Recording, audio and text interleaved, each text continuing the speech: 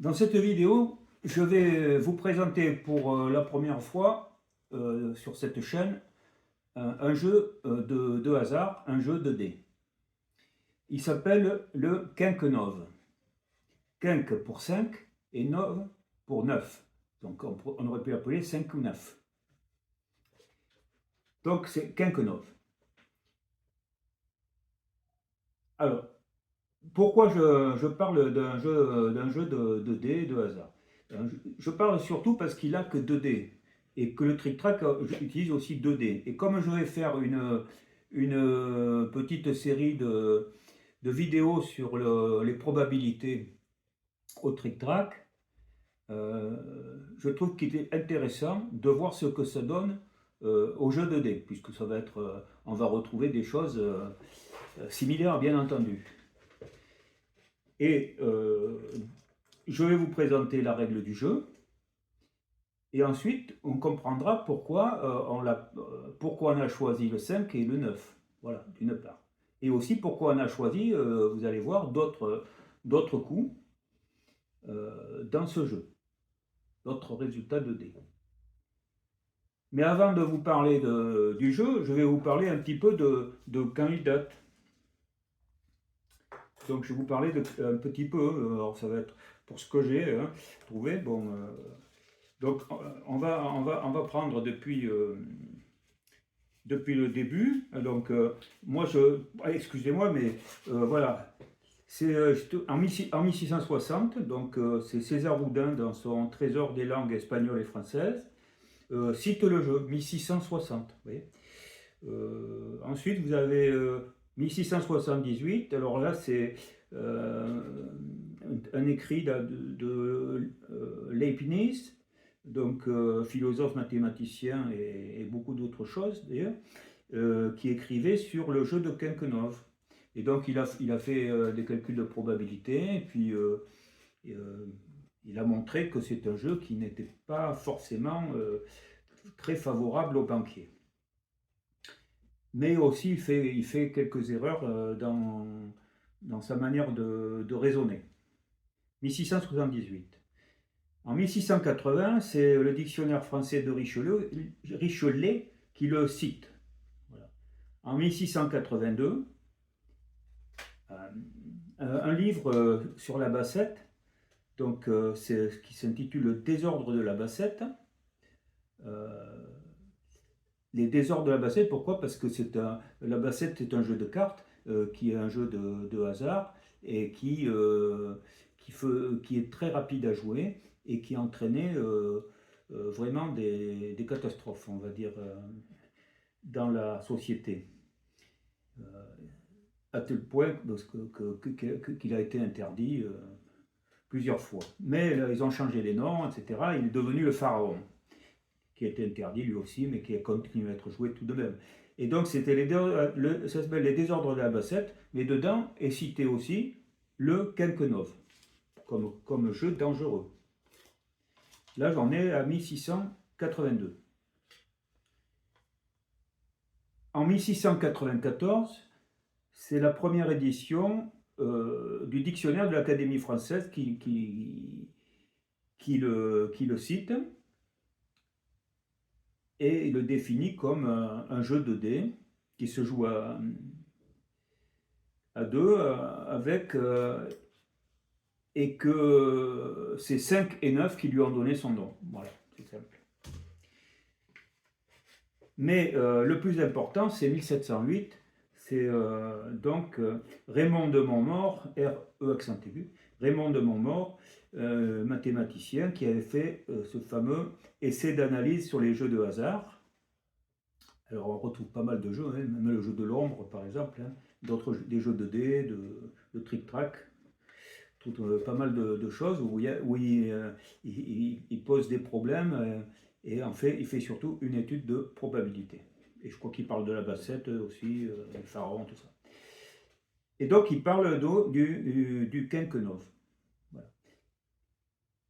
Et c'est sur cette règle, écrite donc par Raymond de Montmort en 1708, que je vais m'appuyer pour vous parler du jeu. Un jeu qui est très présent quand même sur Internet. Mais il y a quelques trucs, on va dire, qui sont dits par Raymond de Montmort qu'on ne trouve pas vraiment partout. Alors voilà, nous voici autour de la table. Nous sommes trois. Le hasard a fait que c'est moi, on lance un dé, celui qui est le plus fort par exemple, ou on décide n'importe comment, qu'il y a un des joueurs qui va faire banquier. Alors je suis le banquier. Je ne serai pas banquier toute la partie, loin de là. Et ensuite, ça va être, les autres donc seront les pontes. Là, il y a 2 pontes, mais il pourrait y en avoir 3, 4, 5. C'est limité uniquement entre les joueurs qui peuvent dire, bon voilà, on ne se met pas plus de 4, de 5, etc. C'est un choix. Alors, sachant que, donc je dis tout de suite, que tous les joueurs deviendront banquiers à tour de rôle, avec une condition de passage. Donc moi je suis banquier. Les pontes, donc c'est le nom des joueurs qui misent contre le banquier. Ils misent, donc effectivement. Le joueur à ma droite a misé 2 jetons, le joueur à ma gauche a misé 3 jetons. Maintenant, c'est le résultat des dés qui va décider si je gagne tous ces jetons, ou bien si ce sont les pontes que je vais payer au double de ce qu'ils ont mis. Donc s'ils ont mis 3, je vais doubler. Donc, lui aura 6, lui aura 4 au total. C'est simple. Hein. Donc on va voir quels sont les résultats des dés qu'il faut atteindre. Donc premièrement, lorsqu'on annonce un nombre, c'est le nombre total des points à mener. On ne dit pas par exemple 3 et As. Non, on va dire 4. On va dire 4. Là, on ne dira pas 5 et 3, on dira 8. Ça n'a aucune importance de savoir comment le 8 est fabriqué. Voilà. Sauf au premier coup du banquier. Pourquoi au premier coup? Donc, d'abord, qu'est-ce qui fait perdre c'est le plus facile, qu'est-ce qui fait perdre le banquier? Le banquier va perdre si le total des points est égal à 5 ou est égal à 9, d'où l'appellation quinque pour 5 et 9 pour 9. 5 et 9 font perdre le banquier au profit des pontes. Ça, 5 et 9, c'est réservé. Et comment gagne le banquier? Eh bien, le banquier va gagner s'il fait un doublé. Par exemple, un doublé de 6, un doublé de 3, un doublé de 2, voilà, un doublé d'As, un doublé de 4, un doublé de 5. S'il sort un doublé, quel qu'il soit, il a gagné. Mais il n'y a pas que ça qui le fait gagner. Il y a aussi s'il sort le nombre 3, le total de 3, qui ne peut se faire qu'avec 2 et As. S'il fait 3, il a gagné. Et s'il fait 11, qui ne peut se faire qu'avec 6 et 5, il a gagné. Donc, il y a trois cas où on va dire, généraux, où le banquier gagne, c'est s'il fait 3, ou s'il fait 11, ou bien s'il fait un doublé. Et il y a 2 cas qui le font perdre, c'est si le résultat est 5, le total, ou si le résultat est 9. Voilà. Et entre les deux, parce qu'après, il peut sortir. Alors ça, c'est le premier coup. Hein. On vient juste de miser, je lance le hé, si on sort ça, c'est ce qui se passe. Mais si un autre nombre sort, une autre somme sort, par exemple, disons 8 par 6 et 2, mais ça pourrait être par 5 et 3, peu importe. Il sort 8. Bien là, ça ne répond ni aux critères qui font gagner le banquier, ni à ceux qui le font perdre. Alors qu'est-ce qui se passe? Mais là, on va passer un deuxième coup. C'est-à-dire que le banquier va relancer les dés. Et il va relancer les dés jusqu'à ce que survienne soit un 5 ou un 9, dans quel cas il aura perdu, soit il obtiendra un résultat de 8, peu importe la manière dont ce 8 sera constitué. Il pourrait être donc avec un 6 et 2, un 5 et 3 ou un doublé de 4. Et c'est la seule manière dont qui fera gagner, il n'y a que cette manière-là qui fait gagner le banquier. Il faut qu'il retrouve la somme du coût initial. Et puis c'est tout. Et donc il va lancer autant de fois qu'il faudra pour que l'événement arrive du 8 ou bien du 5 ou du 9. Et puis c'est tout. Après le coup initial, on ne parle plus de si on fait un doublé, on a gagné, si on a fait un 3, on a gagné, ou si on a fait un 11, on a gagné. Ça, on oublie ça. Dès que les mises seront payées ou gagnées, alors un nouveau coup commencera, et à ce moment-là, les doublés recompteront, le 3 recomptera, et le 5, et le 15, le 11 recomptera aussi. Et puis on continuera pour les coups suivants. Si on n'a pas sorti cela, et bon, ben, si on fait un autre nombre qui n'était pas prévu, qui ne fait ni gagner ni perdre, eh bien on continuera jusqu'à ce que ce nombre ressorte, ou bien que ce soit pour faire gagner le banquier, ou un 5 et 9 pour le faire perdre. Voilà, tout est dit. Tout est dit sur les règles. Alors je montre 5 et 3. 5 et 3. Alors, je ne dis pas 5 et 3, je dis 8. J'ai fait 8. Bon, 8, c'est un coup qui ne fait gagner personne. Donc 8, alors maintenant, c'est les coups suivants. Donc, je reprends les dés et je vais essayer de faire 8. 5. 5, vous avez gagné. Donc, je fais 2 et je fais 3. Voilà. C'est comme ça. Et c'est systématique comme ça. Donc, c'est pas très compliqué comme jeu. Hein. Voilà. Et comme j'ai perdu, le banquier a perdu, le plus fréquemment, c'est quand le banquier perd, le cornet passe au suivant. Mais on peut faire une convention comme quoi que le banquier perde ou qu'il gagne, le cornet passe au suivant. Et donc la banque passe au suivant. C'est une convention de départ. Mais sans convention de départ, c'est uniquement lorsqu'il perd. Tant qu'il gagne, il conserve le cornet. Bon, là j'ai perdu, donc ça passe à mon voisin. Et moi, là, je vais commencer à miser. Donc, j'ai misé 1 et 1. Et là, j'ai perdu beaucoup. Bon, je vais quand même jouer, j'en joue qu'un. Et là, 6. 6, ça ne fait gagner personne. Donc, mon voisin, le banquier, reprend les dés et lance. 8. Rien. Il faut qu'il fasse 6. Ou 5 ou 9. 6. Mon voisin a fait 6. C'était le montant initial, 6. Donc, il a gagné. Il a gagné et il garde le cornet. Bon, là, je dis, il faut que je m'en sorte, je joue 3. Et lui, il dit, bon, j'en mets 2. C'est joué. Il lance. 8. Personne n'a gagné, personne n'a perdu. Il reprend.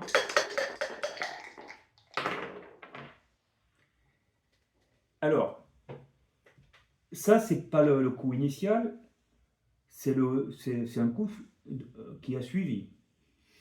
Et donc, le doublé ne fait pas gagner. Il lui faut 8. On l'a vu. Parce qu'il a fait 8 au coup initial, il lui faut 8. 5. 5, il a perdu. Le banquier a perdu. Il doit payer. Donc il fait 3 ici, il fait 2 ici. Etc. etc. Il a perdu, et donc, ça passe au suivant. Alors, je vais vous montrer un coup de plus. Bon, je vais dire, tiens, je vais essayer de refaire un peu, là. Puis lui aussi, il met davantage. Voilà, on fait comme ça.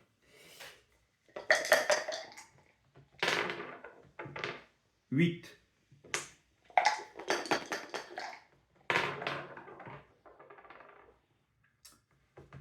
11, ça fait rien gagner. 10.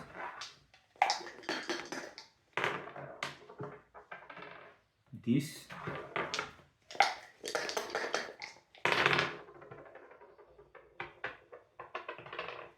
9. 9. Le banquier a perdu. Il doit payer. Il fait 3 ici. Et il paie 4 ici. Et le cornet passe. Bon, maintenant je vais vous montrer quelque chose qui n'est pas dans, qu'on ne trouve pas fréquemment, mais qui se trouve dans la règle de mon mort. Alors c'est quoi? C'est à moi de jouer, c'est comme ça. Et donc je joue, je fais 6, encore 6 et 2. Bon, 6 et 2, enfin je fais 8. Le 8, alors on suppose quand même qu'il y a eu une mise. Hein, on va mettre 2 ici, voilà, et puis et 2 aussi ici, voilà. Ça c'est la mise. Très bien.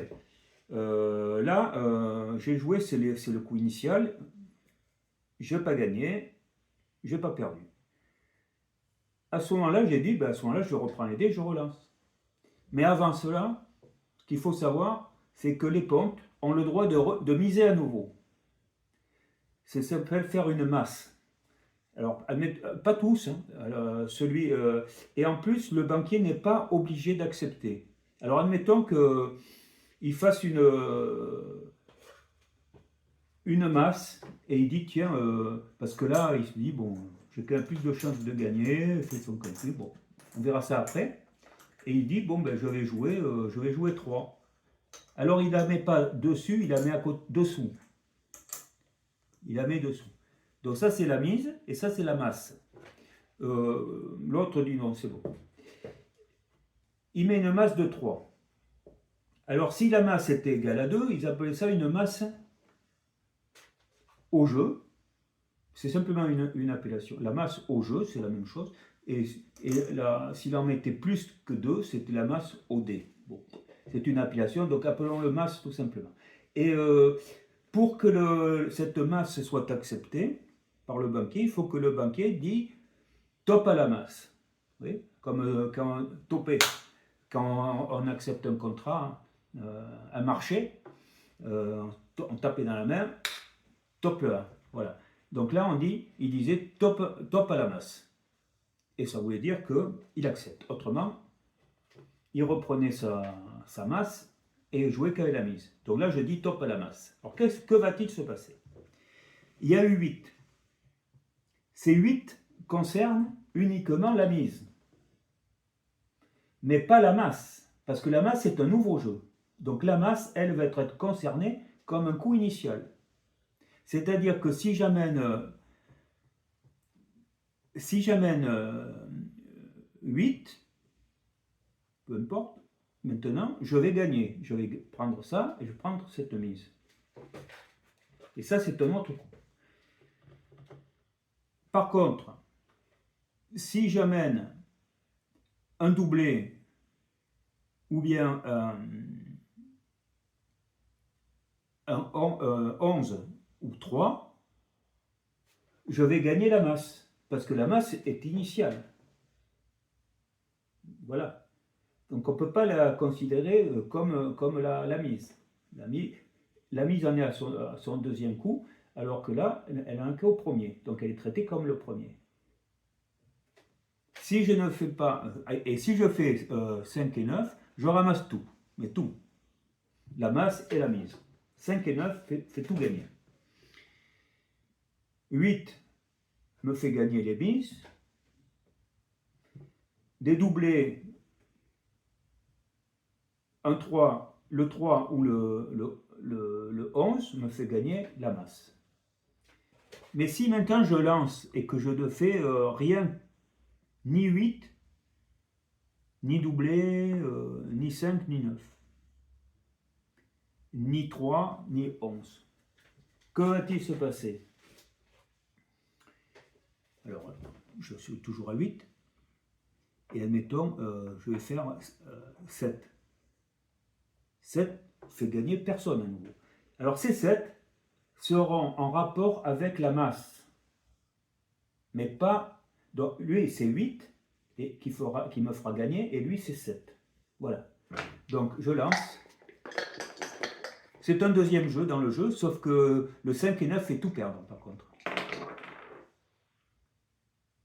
Enfin tout perdre. Le banquier perd. Donc là, le banquier perd. J'ai fait un doublé.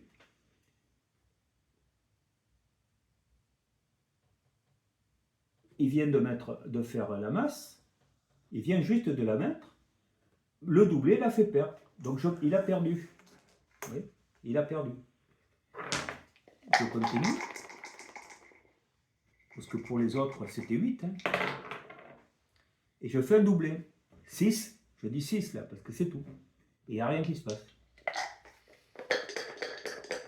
On pourrait savoir qu'on pourrait refaire une masse supplémentaire. Hein. Alors on peut imaginer que s'il y a beaucoup de joueurs, ça peut être compliqué à gérer. 9. Là, j'ai perdu. Et remporte. Et voilà, c'est ça. C'est comme ça qu'on jouait au Quinquenove, avec cette possibilité de jouer, de rajouter des masses. Vous voyez. Mais le banquier n'est pas obligé d'accepter en topant, ou il peut aussi refuser les masses. Il peut aussi les limiter. Limiter le montant. Ce qui est certain, c'est qu'en fonction de ce que tous les joueurs ont mis, il faut que le banquier soit en mesure de couvrir tous les gains qui pourraient arriver. Donc on pourrait lui demander normalement de mettre la somme à côté qui correspond exactement à toutes les mises. Quand il n'y en a pas beaucoup, c'est visible. Et voilà, j'ai fini avec le Quinquenove.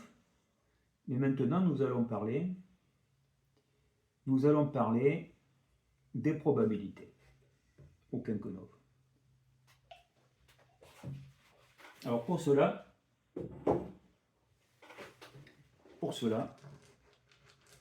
nous allons enlever les mises, on n'a plus besoin.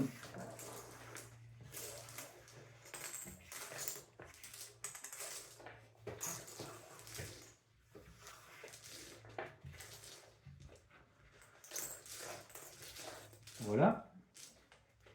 Et puis nous allons remettre en place le trick-track.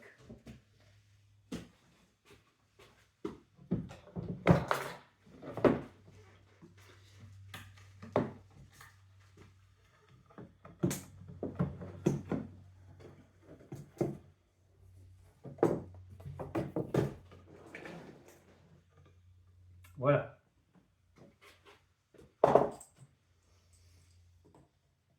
Vous allez voir.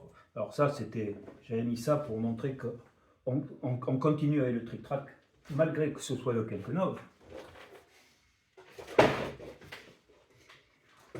Et là, je rajoute un peu de lumière. Nous allons revoir ce que nous avons déjà dit au sujet du trick-track lorsqu'on a parlé du nombre de chances qu'on avait à faire, tout d'une, un nombre désiré. Donc pour cela, je vais supposer, je vais prendre une dame, donc, je vais prendre cette dame, ici je mets une comme ça, elle tourne vers là, et donc elle a 12 points devant elle. Pour jouer tout d'une, on l'a vu, elle a une chance ici de faire donc 2. 0 évidemment, en tout d'une c'est impossible. 2. Ici elle va avoir 2. Vous reverrez la vidéo que j'avais déjà fait avec les dominos. Ici elle en a 3. Et ça c'est très important pour le trick-track. Hein. Donc là je suis en train de faire une vidéo qui concerne le trick-track. Ensuite, vous voyez, c'est toujours un de plus.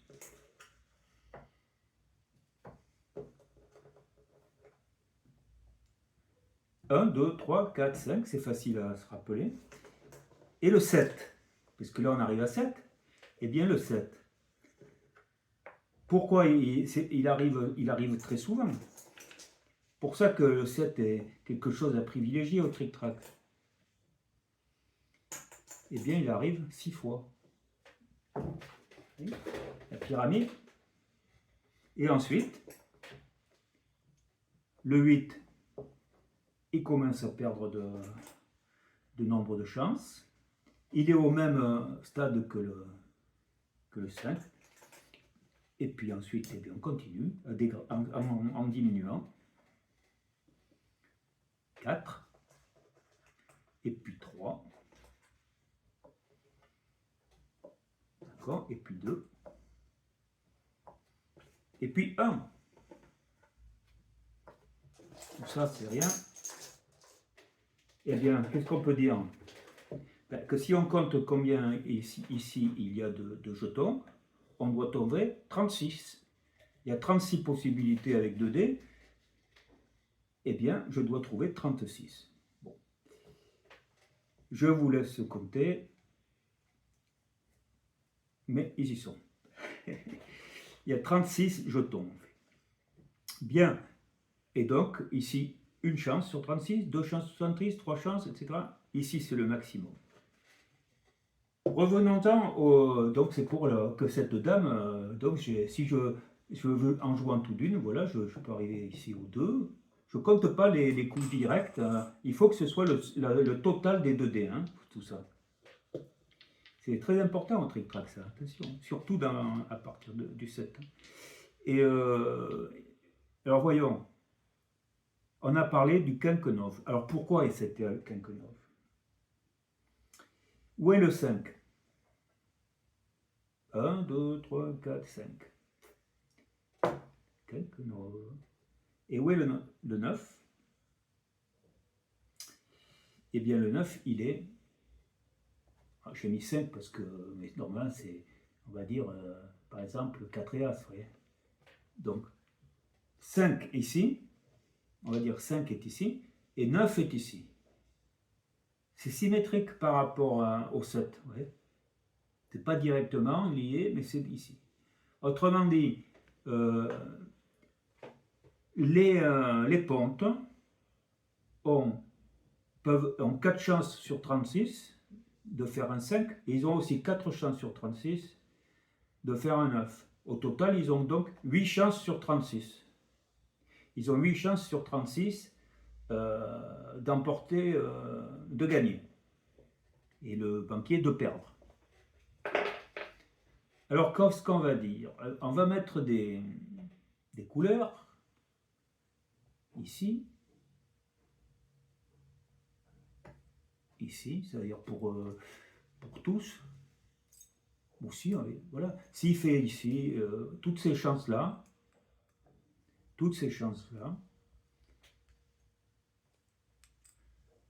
font perdre le banquier, c'est rouge.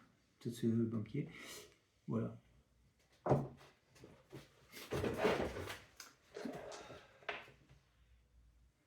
Alors, comment on fait 5? On fait 5 par un 4 et As, ou un As et 4, ou un 3 et 2, ou un 2 et 3. Et pareil pour c'est 6 et 3, 3 et 6, 5 et 4, 4 et 5. C'est les cas. Alors tout ça, tous ces cas-là, tous ces coups-là, font perdre le banquier. C'est pour ça que c'est rouge. Et où est-ce qu'il gagne? Alors je dis au premier coup, au coup initial. Il va gagner s'il fait un doublé. Alors où c'est les doublés? Ici, il y a un doublé d'As. D'accord? C'est doublé d'As, d'accord? De toute façon, il faut que ce soit pair, hein, donc 1, 2, voilà. Ici, il va perdre ici.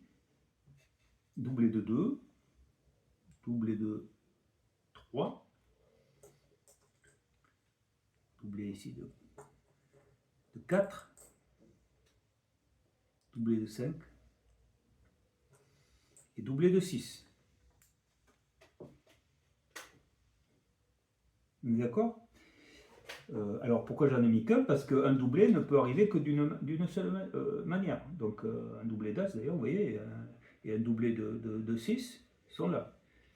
Donc pour l'instant, voilà tous les cas qui font. Alors je l'ai mis sur 1 parce que après, ici par exemple, le 4, il peut être fait non seulement par un doublé de 2 qui fait gagner qui va faire gagner le banquier, mais être fait par 3 et As ou As et 3. Et ça ne fait pas gagner le banquier. Mais c'est pas tout. Pourquoi? Parce que la règle dit aussi que le 3 fait gagner. Alors le 3, il est ici. Le 3, c'est 2 et As et 2. Tout ça, ça fait gagner. Et aussi le 11, 6 et 5 et 5 et 6. Et voici le résultat. Tous les verts font gagner le banquier, tous les rouges le font perdre au coup initial. Comptons, 4 et 4, 8. D'accord? 1, 2, 3, 4, 5, 6, 7, 8, 9, 10.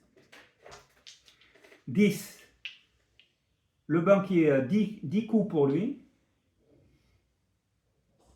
alors qu'il en a 8 contre lui. C'est 10 contre 8.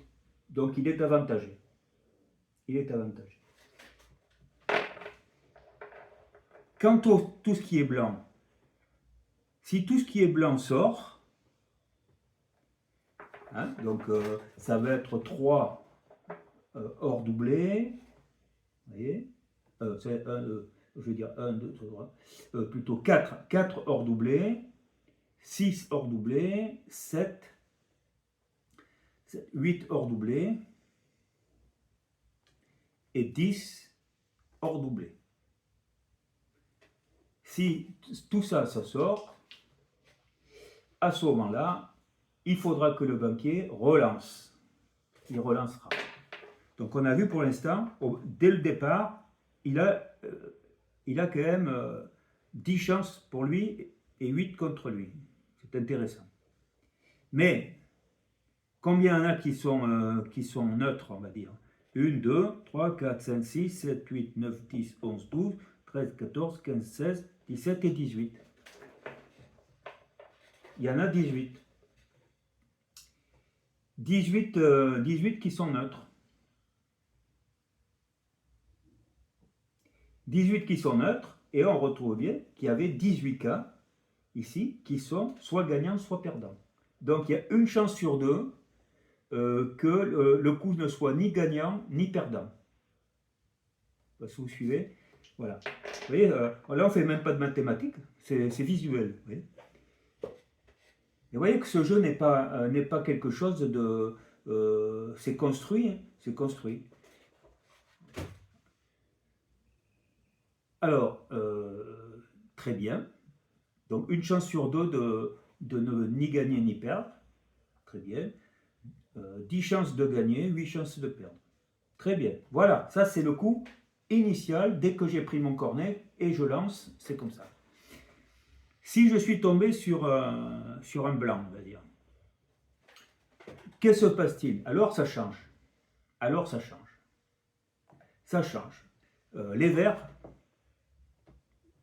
je les enlève.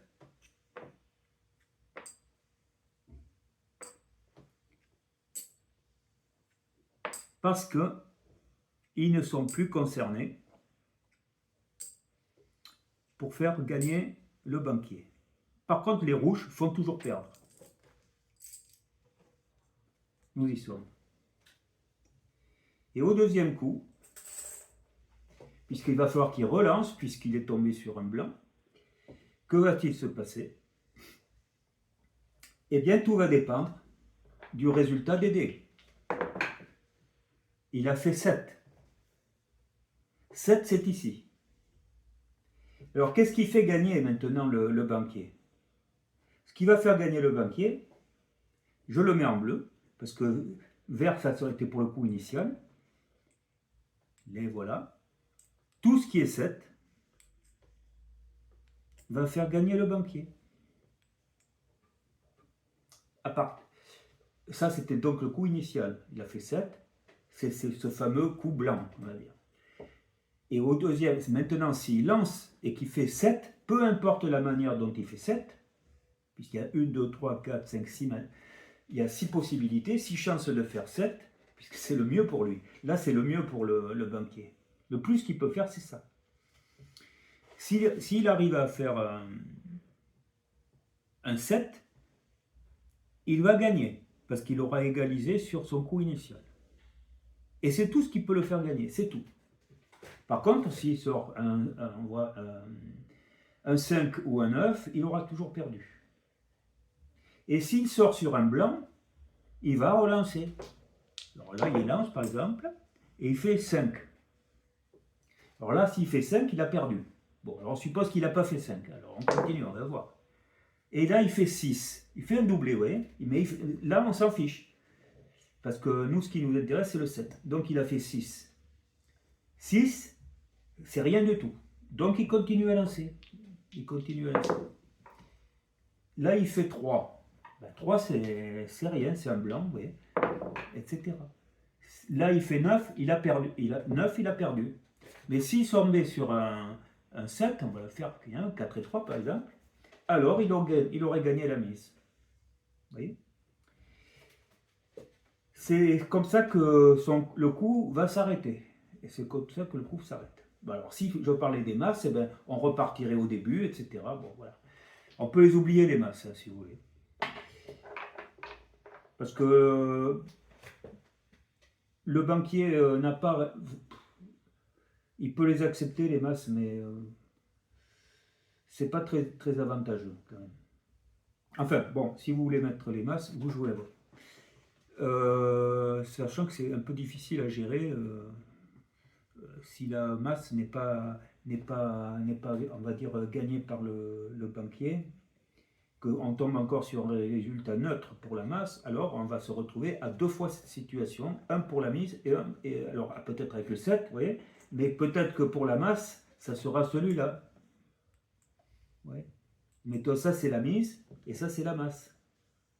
Parce que la masse n'a pas été, le résultat était neutre pour la masse au coût initial de la masse. Vous voyez, voilà. Donc à ce moment-là, quand il se trouve là, il peut gagner cette fois, il va avoir donc c'est 6 chances plus les 3, 9 chances, il va avoir, effectivement, voilà, il peut penser comme ça. Ça lui fait 9 chances cette fois-ci, contre 8 pour les autres. Mais avec 9, il ne gagnera que la masse. Je veux dire, ici avec un 4, il ne gagnera que la masse, avec celle-là, il ne gagnera que la mise. Voilà. Par contre, s'il fait 5 et 4, il perd tout. 5 ou 9, il perd tout. Voilà. Je crois que c'est même pas la peine. Si, ce qu'on peut dire, on voit quand même que le coup initial est favorable à 10 contre 8 pour les pontres, est favorable au banquier à 10 contre 8. Par contre, les coups suivants, excusez-moi, j'ai enlevé les rouges, mais je les remets. Mais par contre, pour les pontes, eux, ils auront toujours 8 chances, quel que soit pour eux, toujours 8. Alors que pour le banquier, tout va dépendre. Si après avoir lancé les dés, il tombe sur un blanc, comme on a vu, mais que c'est un blanc, par exemple, on va dire peu importe, hein, on va dire Le 11, ça ne peut pas être un blanc, on l'a vu, hein, puisqu'il fait gagner. Mais prenons un 12 non plus, puisque c'est un doublé, donc ça ne peut pas. Donc on va ici, par exemple, s'il fait du 10, par exemple, et que ce n'est pas un doublé. Si c'est parce que c'est un doublé, c'est encore le ponte, on a vu, c'est le banquier qui gagne. Mais admettons, il fait un 6 et 4, d'accord? À ce moment-là, ça va être blanc, donc il faut qu'il rejoue. Et quand il rejoue, ben c'est fini pour les doublés, c'est fini pour le 3 et pour le 11. Donc, c'est ici. C'est plus ici, hein, c'est ici. Voilà le nombre de chances qu'il aura pour gagner. 3. Il aura 3 chances pour gagner, alors qu'il y en aura 8 pour les pontes. C'est pas terrible, hein. C'est pas terrible. Ouais. C'est pas terrible du tout pour le banquier. Bon, alors le tour passe. Hein. Dès qu'il a perdu, la banque passe à la suite, etc. Et comme je vous dis, il peut y avoir une convention entre les joueurs qui fait que qu'on gagne ou qu'on perde, on joue qu'un coup, ensuite c'est le suivant, c'est le suivant, c'est le suivant, c'est le suivant, c'est le suivant. Ou alors, le plus fréquent, c'est on joue, le banquier garde le cornet tant qu'il gagne. Voilà. Et voilà, je vous ai tout dit, et vous voyez que par rapport au... que c'est pas un jeu, c'est un jeu construit, sur les bases de probabilité, et qu'on n'est pas obligé de faire de gros calculs, mais que de manière visuelle, comme ça, on voit très bien de quoi on parle. Et alors le gros avantage, c'est que pour le trick-track, c'est que ça marche aussi. Hein. Pour battre à faux, par exemple, c'est très important. Quoi. Pour battre à faux, très important. Mais aussi pour remplir, hein, lorsqu'on veut le faire tout d'une, parce qu'on a une demi-case à couvrir, vous voyez, des choses comme ça. Donc tout ça, c'est exploitable. Donc vous voyez, lorsqu'on joue tout d'une, eh bien, ça va être centré sur la 7e case, voilà, qui suit. Vous voyez? C'est centré sur la 7e. Dans la 7e, il ne faut pas s'étonner si vous laissez du 7, vous avez intérêt à avoir fermé le jeu avant. Hein. Voilà. Pour vous faire battre à faux. D'accord? Si vous voulez être battu à vrai, vous ne couvrez pas ici ce qu'il faut, et puis c'est bon. Vous serez battu à vrai, il n'y a pas de souci, parce que ça sort trop souvent. Regardez, ça sort trop souvent, c'est ce qui sort le plus. Voilà, c'est tout ce que je voulais vous dire. Et puis voilà. Donc, nous allons ranger, et nous avons parlé à la fois du Kelkenov et du trick-track. Voilà. Voilà, voilà, voilà. Et je vous dis à très bientôt pour une autre vidéo sur les probabilités au trick-track. À très bientôt, au revoir.